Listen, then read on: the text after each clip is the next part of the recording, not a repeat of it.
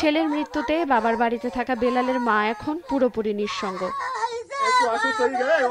কথা ছিল স্বামী সন্তানকে নিয়ে গ্রামের বাড়িতে ঈদ করবেন মুক্তা। আসলেন ঠিকই, তবে নিথর দেহে।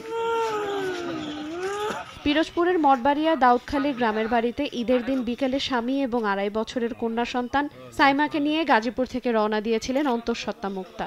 সদরঘাটে অপেক্ষা করছিলেন লঞ্চের জন্য।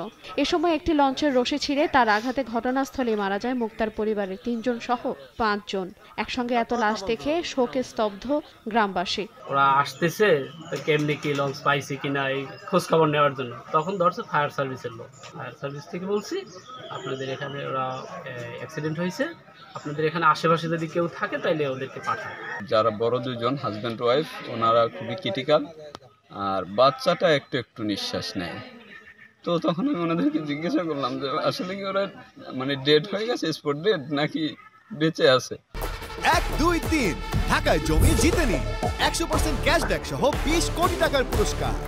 মার সাথে ফোনে কথা হয়েছে ঈদের দিন আমরা আসবো, দোকান টোকান গুছাই টুছাই ঈদের দিন আসবো, কিন্তু আসছে কিন্তু ঈদ করার জন্য আসতে পারে না। দাফন আর কি লাশ হয়ে আইছে। মর্মান্তিক, এটা স্বীকারই করতে হবে যে এইভাবে মরণ কাম্য নয়।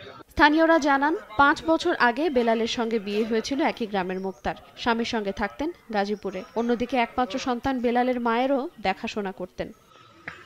সময় সংবাদ, পিরোজপুর।